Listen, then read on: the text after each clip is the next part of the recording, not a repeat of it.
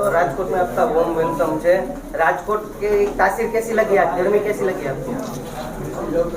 अच्छी है, पूरे देश में गर्मी है। मेरे हिसाब से तो इलेक्शन की गर्मी है। क्या बात है। और ये गर्मी रहनी चाहिए।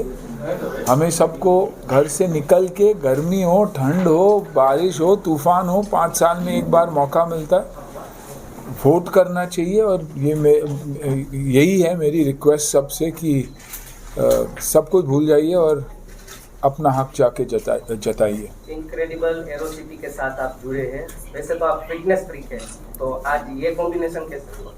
ये इवेंट के लिए आया हूँ एज अ चीफ गेस्ट, तो अच्छा लगा, मुझे प्रोजेक्ट अच्छा लगा। और मेरे दोस्त मनोज भाई ने रेकमेंड किया था, तो मैंने जब देखा तो प्रोजेक्ट अच्छा लगा। और एयरपोर्ट के इर्द गिर्द जो भी होता है हमेशा प्रोग्रेस की तरह ही बढ़ता है। टेक ऑफ होती है, जनरली टेक ऑफ यहाँ से होती है, लैंडिंग भी होती है लेकिन सेफ लैंडिंग होती है, तो अच्छी होगी। और फिंगर्स क्रॉस चाहूँगा कि अतुल और आशीष की कंपनी बढ़े और अच्छा करे। प्रॉपर्टी में क्या आपको खास लगा, क्योंकि आपने तो कई सारी प्रॉपर्टीज देखी? एयरपोर्ट के पास है तो अपॉर्चुनिटीज़ है, अच्छी लैंड है और अच्छी जगह है, तो जगह की अप्रिसिएशन। और ग्रोइंग सिटी है।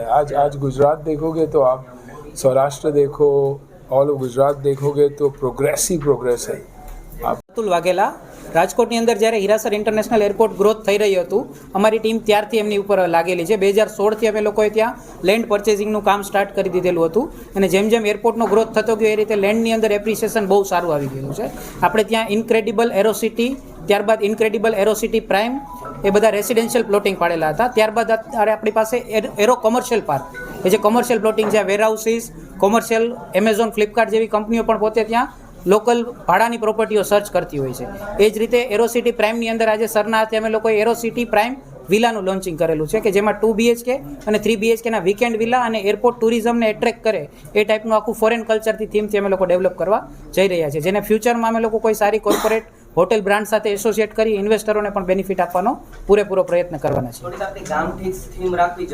જી સાચી વાત છે, બટ સરે જેમ વાત કરીને એ પ્રમાણે ફોરેન ડાયરેક્ટ ઇન્વેસ્ટમેન્ટ જો આપણે અહીંયા લાવવા માંગતા હોય ને તો આપણે એ લોકોને જેવી જરૂરત છે એ ટાઈપની નીડ દેવી જોઈએ। જે તમે ગામઠી કહો છો એવું સાસણમાં ને એ ટાઈપના ફોરેસ્ટ ટાઈપના એરિયામાં હોય જ છે, પરંતુ આપણે જ્યારે એરપોર્ટની વાત કરીએ તો ત્યાં ફોરેનનો વર્ક વધુ આવવાનો છે જ્યારે ઇન્ટરનેશનલ ડેવલપ થઈ રહ્યું છે।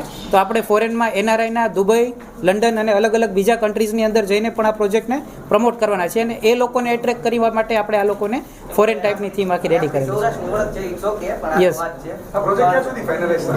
અત્યારે આપણે એનું લોન્ચિંગ કરેલું છે। માર્ચ 2026 સુધીમાં આપણે બધું એને રેડી કરીને પોઝિશન સાથે ફૂલી ફર્નિશ્ડ આપવાના છે। પ્રોપર્ટી આપણે એરપોર્ટથી માત્ર 1 કિલોમીટરના અંતરે અને વિન્ડસર વિલા જેવા ડેવલપ થયેલા પ્રોજેક્ટથી બિલકુલ નજીક છે, એટલે એરપોર્ટના ગેટથી કોઈ પણ ક્લાયન્ટ, ટુરિઝમ કે ટુરિસ્ટ હશે એ બહાર નીકળશે તો માત્ર 5 મિનિટના અંતરમાં પ્રોજેક્ટ ઉપર પહોંચી શકાશે। અને આપણે ઓલરેડી આની પહેલાંના ત્યાં 3 સક્સેસફુલ પ્રોજેક્ટ એરોસિટી અને એરોસિટી પ્રાઇમ કરી ચૂક્યા છીએ।